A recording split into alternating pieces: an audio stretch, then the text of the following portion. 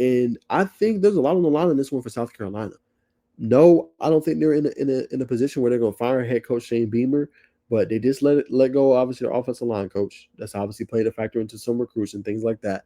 But I think the Gamecocks have a great opportunity here to hand Alabama, who's one of the best teams in the country, their first loss of the year. Right? Will that happen? I don't know. Right? The reason I say they have a great opportunity is because you have one of the better quarterbacks I think in the country, in obviously Lenore Sellers. Now, look, the record's not going to show that. You've struggled this year. The play calling hasn't been great. Mike Shula hasn't been diagnosing it up. He had a season low 224 yards, total yards last week, and you only had 7 points. That ain't going to get it done. But you've shown me against teams like Virginia Tech, a couple games this season, and Bakari Swain, if he can get a punt return for a touchdown or a kickoff return for a touchdown, right? You have obviously Nick Harbor, who has shown flashes this year of being a good receiver, right? You need everything to come together if you're going to do this, right? And you're in the spot in South Carolina, right? Your playoff hopes are done, right? 3-4, 1-4 in the SEC, it's done. But you can create some great morale. You can create some buy-in, some camaraderie with this group if you're able to come out and beat the number 4 team in the country, right? That's just the bottom line. But you're going to need a lot to go your way because Alabama's talented. We know about LT Overton, who's their best, defender on defense. We know about obviously the really the ascendance of a Dijon Lee in the back end of that secondary for Alabama, right? Xavier Brown had a pick 6 last week against Tennessee. This program is really good. They're going to be tough to beat, and they're going to always bring their hard cap. You know what I'm saying? Always. So, excuse me, when you have that, you feel pretty good if you're Alabama, right? And then you have the best quarterback, I think, probably in the country, right? You got Ty Simpson, who takes care of the football, who's a Heisman candidate, right? I just did a film breakdown on him, and I was impressed. Besides maybe a couple things here and there where he could have took some check downs or some crossing routes or whatever it may be, he takes care of the football. He's usually pretty smart with it. And you got the weapons on the outside, Jeremy Bernard, right? You got Ryan Williams, Isaiah Horton. Your tight ends are playing well, right? You got a running game with Jam Miller and obviously Kelvin Hill. Like or Daniel Hill, excuse me. You got the pieces, But if you're South Carolina, I think this is really a must-win game for morale, belief in Coach Shane Beamer, and what this team is doing. The best way to do that is to beat a really good team in Alabama. It helps you out. It gets fans off your back, off your neck. It really helps you. But I'm gonna roll with the Crimson Tide, man. I think they're back. I do. I think they're back.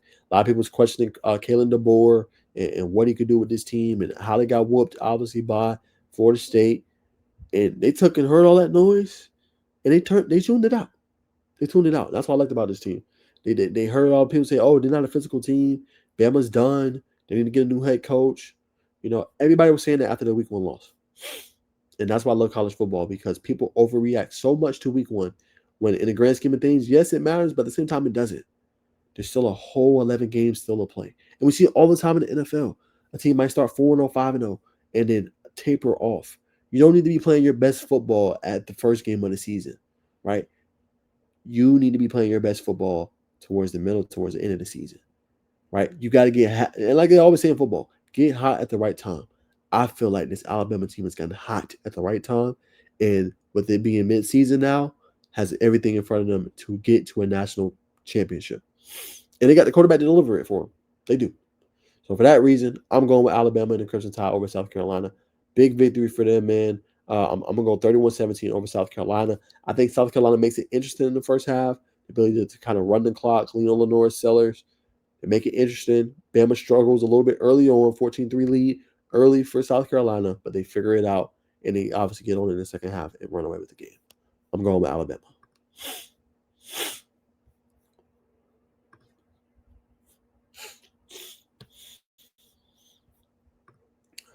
All right. Next game, let's talk ACC. Let's go ahead and talk about Georgia Tech. Georgia Tech. Yes, sir, man. Georgia Tech in Syracuse. Obviously, big game, man. Y'all running up this every time I talk about it. Hold on. I see I'm buffering.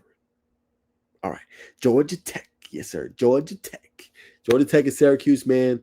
Let's talk about it, man. Big game on the flats. It's homecoming weekend for Georgia Tech, right? You're gonna have the fans have been supporting you. You've been playing at a high level. I really liked what I saw in that second half of that game against Duke. I was thoroughly impressed. That offense for Duke is dynamic. I feel for any other team that has to play them the rest of the season because you're going to get a tough punch, right? That team is going to probably win more games than you think, and don't be surprised if you see Duke 9-3 or 10-2. You know what I'm saying? Or I think actually they might have 3 losses. Yeah, 3 losses. First loss in the ACC. That is correct. Yeah, don't be surprised to see them. I'll reframe that. Don't be surprised to see Duke like 8-4 or 9-3. Like they're a pretty good football team, right? Defense played well against Georgia Tech. Took away their run, limited Jamal Haynes, limited Malachi Hosley. But Georgia Tech figured it out in the second half. And the key in that game was Georgia Tech gave up the yards, but in that red zone, they were great. 3 of 5 in that game. Duke was going against them. And Jordan Vandenberg gets my game ball from that last week in that performance. He played great. And Jai Gilmore, 11 tackles, 2 tackles for loss, half sack, 2 passes defense. He did what he needed to do in that game. He's been special this year for Georgia Tech, right? So for the Yellow Jackets, everything is out in front of you, right? Now, when breaking down this matchup in this game, I think you got to find a way to get the running game going, obviously, right? It's nice to have the luxury to lean on Haynes King, right? And he's going to do everything that he needs to do to help lead this team to a victory, right? Whether it's on the ground or passing. Last week, 200-yard passing game, 100-yard on the ground. He's going to do everything he needs to do to help you win this game. That's Haynes King, right? But also in playing this caliber of an opponent, don't sleep on Syracuse. Obviously, they have the pieces. They have a good team, but you should be able to lean on your running backs in this game, right? You should be able to lean on guys like Isaiah Canyon and Eric Rivers and things like that, right? Those should be guys that you can lean on in order to make big plays for you. Just that simple, right? And get the tight ends involved, right? Last week they did good. I'll keep saying it. A lot of Georgia Tech fans agree with me. Josh beat them, right? A catch in 49 yards, right? JT Byrne catch. I think he had almost 20 catching 21 yards, right? Luke Harpring catching 24 yards. Get them guys involved because the more they're involved when you're struggling early on in games, it's going to open up the big plays down the field, right? One-on-one coverage with a Kenyon, with a Rivers, with a Rutherford, right? And it's going to allow your team to be able to cook, right? So that's the key for Georgia Tech. Get that going. When the team's trying to shut down one thing, you beat them in another way, which they have shown they can do throughout the year, which I've been very impressed with. So the keys in this game: get the running game going, allow your defense to pin their ears back, right, and get after the quarterback, because Syracuse is very turnover prone. Unfortunately, they lost their quarterback. Great acquisition, I say, by the way, from Notre Dame against Steve Angeli, but he tore his Achilles against Clemson. This offense ain't been right since. Their quarterback has in back-to-back weeks 3 interceptions in each game, right? He just turns over the ball too much, right? And they got a pretty good running game. Coach Key has talked about it in his press conferences and how much he likes their backs. Good receivers out there as well. Obviously, Justice Simmons, right? You also got, obviously, Jonte Cook, who's having a resurgent year under head coach Fran Brown. So they got pieces to hurt you. But I think with the defense, secondary, how it's been playing, Georgia Tech has to remain opportunistic, take advantage of what they're seeing, and make plays on the ball. If they do that, they should be just fine in this game, man. I got Georgia Tech big time in this one. 41-14 victory over Syracuse. I think Tech just has too much. And despite them dealing with some things and injuries and stuff like that, which I know will come out tomorrow after the press conference with Coach Key, they have too much depth this year where they can lean on guys like Traylon Maddox and several others. Jamal Haynes, obviously Malachi Hosley. They have too many pieces. And I think this is just a game for them to get right, continue trekking forward, and continue playing at a high level. I think Georgia Tech wins this one. I think with a turnover-prone quarterback, this is not a game, if I'm a Tech fan, I'm really worried about. The one is next week when you play NC State. That game might worry me a little bit. But this one against Syracuse, no disrespect to Coach Fran Brown. I know they lost last year. I know that's on their minds. Bailey stopped to talk about that being an extra incentive for their team and their program. But at the same time, I think Yellow Jackets they have too much talent. And I think the talent is going to overweigh all that and their hard work and their grit. So Yellow Jackets big, 41-14 victory over the Orange.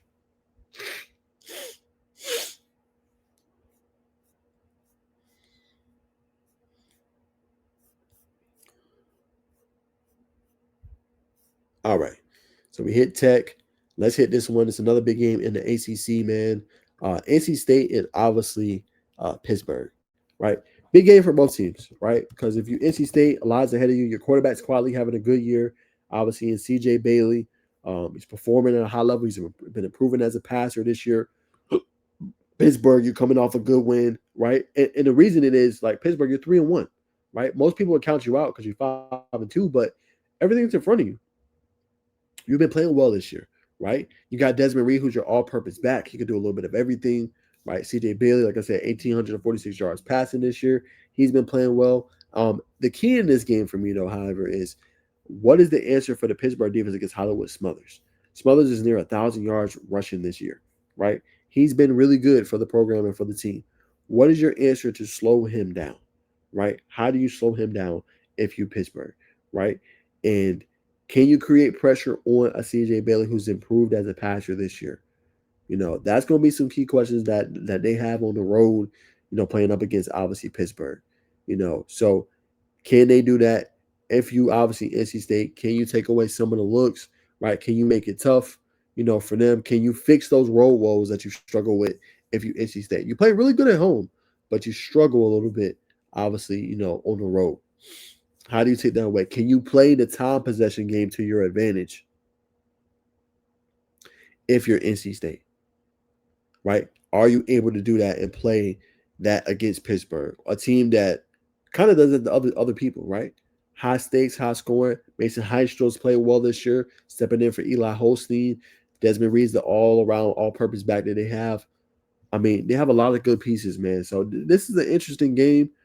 Two that are obviously fighting to stay into the ACC race, and two that are obviously playing at a high level. But Williams Jr. is going to be one to watch. In this game, obviously for Pittsburgh, he's having a strong season, 27 catches, 426 yards, and obviously 4 touchdowns. He's been performing at a high level, and I really like Rasheem Biles for Pittsburgh. 52 tackles this year. He's been playing at a high level as well, and he's been doing everything that the team needs him to do. But yeah, it kind of comes down to that, right? Can CJ Bailey make the plays down the field? Can they kind of establish that time of possession and keep Pittsburgh off the field? Do they have an answer in the plan to slow down Desmond Reed in this game? Those are going to be some key pieces to watch for. Nonetheless, I'm going Pittsburgh. I think Pittsburgh is better than people think, and people forget the Panthers last year. They started off 7-0. Right, it was one of those surprising teams. Yes, it fell off a little bit after they lost Holstein, obviously towards the middle to the end of the season. But Pittsburgh's a good football team, and I think they're going to knock out NC State.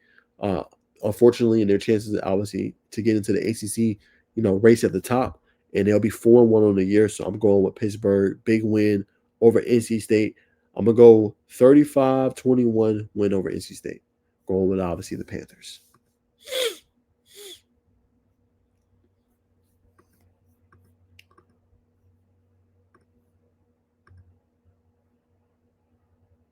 All right, next game, y'all. SMU. They're going to play Wake Forest. This is a very, very interesting game. And it's actually a slept on game from a lot of people. And the reason it is because, no one's thinking Wake Forest is a good football team. But Wake Forest, we've seen it against Georgia Tech. They gave them one of their best shots, obviously, when they went on the road and played them. Now, SMU is 3-0 in the ACC. People are forgetting about them as well. They're in that race, too, for ACC crown this year, right? But it's just, to me, this year, it's been the up and downs of Kevin Jennings, right? We look at the stats and you read it out and you dissect it a little bit.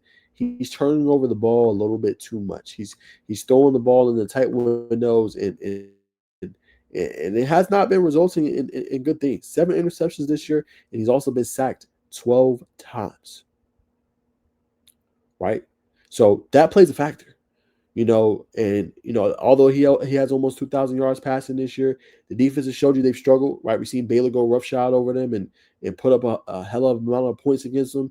That worries me a little bit because that Wake Forest offense is dynamic. They got Christopher Barnes, right? They can run the ball with Damon Claiborne, right? And their quarterback, Robbie Ashford's been doing his thing. He showed you that he can air the ball out and he can cook defenses. So that worries me a little bit in this game. So I know everyone's going to go with SMU. I know obviously they're probably the heavy favorite in this one to win. Oh, well, decent favorite. 3.5 spread they're given. Obviously, 68% chance of winning according to analytics. But I like how Ashford's been playing. I know the interception is going to look a little bit deceptive. but he is a guy for the most part has been playing at a really high level this year, right? And they got a guy that can take the top off the defense in Christopher Barnes, So it's gonna be crucial. It's gonna be interesting to see. Obviously comes out in this one, man. But I'm gonna go upset, man. I'm gonna go Wake Forest. I think Wake Forest has everything they need in order to upset SMU. Defense is a problem for me. I think long as Ashford can take care of the football, right? Their defense plays at a highly decent level, right? They can get pressure on the quarterback. I think they have a good chance to knock off SMU and come out with a win. So I'm going with the Demon Deacons. Home win for them. I'm gonna go 31-21 victory over SMU, heading in their first loss in the ACC. I'm going with them.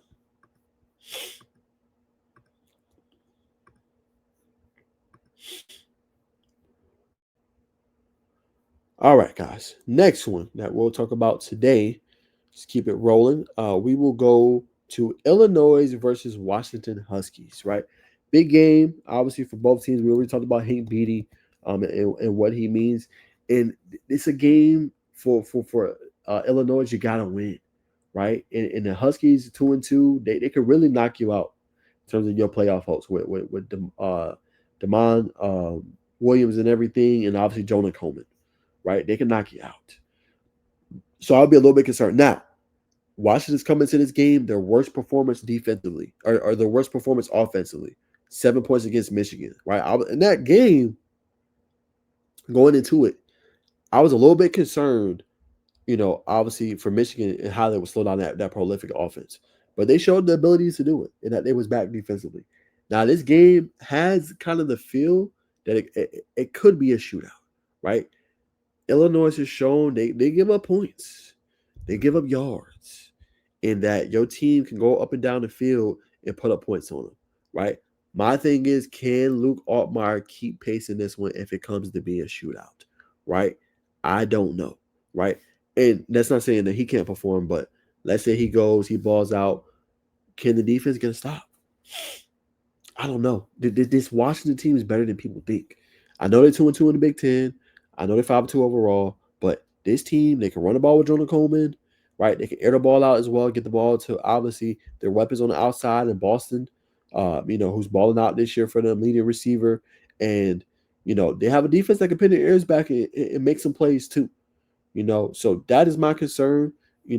Can they slow down their offense? And then for Washington, excuse me, for Hank Beatty? Hank Beatty is one of the best receivers in college football. Plain and simple. Number 8 on my list. I like him. I like what he can do. Swiss Army knife, can do a little bit of everything. He can catch the ball, those big money down plays on third down. Do we have an answer to slow him down? Because he can move anywhere on the field. That's kind of my concern a little bit for Washington. But this is a game for Illinois. You cannot sleepwalk. Because if you do, your college football playoff hopes are done. Right? Now, the committee of schools are lost to not LSU, Ohio State. Because Ohio State is one of the best teams in the country. But you can't take too many more L's. Right? You just can't. You got to be able to win and win the big games. But I'm going to trust Illinois. Big road game. You can't get off to a slow start because then you're going to allow Washington to play with momentum. And if they play with momentum, they're a problem. But I'm going to go Illinois, Luke Altmaier, Hank Beatty. I think it's going to be too much, but this game's going to be a shootout. You know what I'm saying? To me, it's going to be a shootout. 34-31 win, Illinois over Washington. Then they come out, get a late game field goal. Luke Altmaier leads the game-winning drive. Going with, obviously, the Fighting Illini. All right, guys. Next game.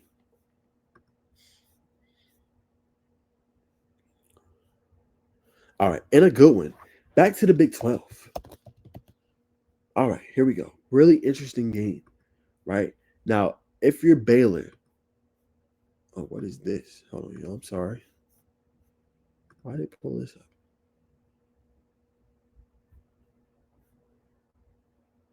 Ain't nobody doing on ESPN Watch. I don't know why you did that. Probably because I cut ESPN too. That's on me. But all right, let's get back into the game. All right, Baylor versus Cincinnati. Very interesting game between both teams. I like Cincinnati, what they've been doing this year. They got a star quarterback in Brendan Sorsby, who's been balling. Name nobody's talking about.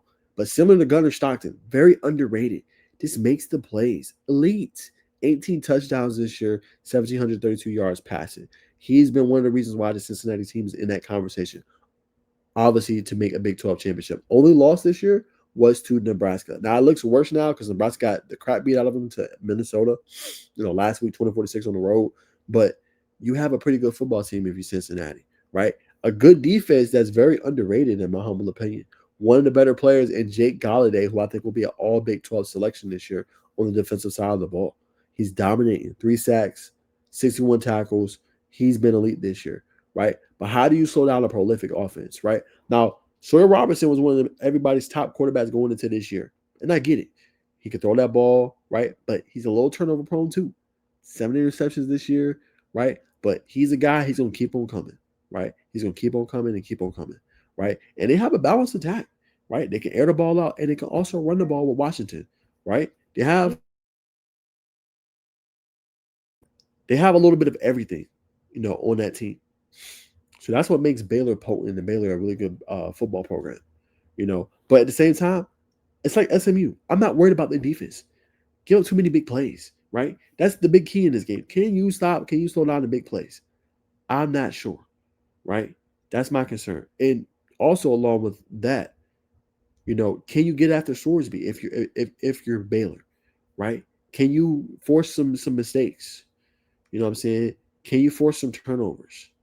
I'm not sure. I think this game has big plays written all over it. I think you see both teams air the ball out. You know what I'm saying? But I think you see Cincinnati make plays late in this one to slow them down, right? So for that reason, I think they score 30 points in this game. I think they limit, surprisingly, a really good Baylor offense to just 15 points in this one. Slow down the run, force a couple turnovers, obviously, against Sawyer Robertson, and win this one 30-15, obviously, over Baylor. And I think you see them get one step closer, obviously, to that conversation, which sets up a big bout next week, I believe it is, Texas Tech and BYU, right? But I think Cincinnati handles business at home. Sorsby has another big game and continues to quietly creep into that Heisman conversation. I'm going with Cincinnati.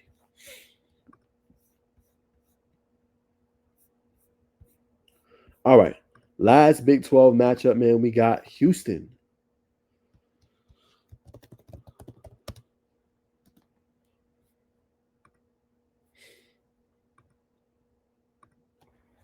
All right. Houston versus Arizona State. Big game for both teams. Massive, obviously, implications, right? Both are 3-1 in the Big 12. And you make the argument Houston is really being slept on. Yes, they are. They're really being slept on this year. Nobody thought Connor Wigman would be this good, but he's been doing the thing he needs to do down there, right? They can run the ball with Connors, who has 538 yards rushing and 4 touchdowns this year. They got weapons in Amari Thomas, right?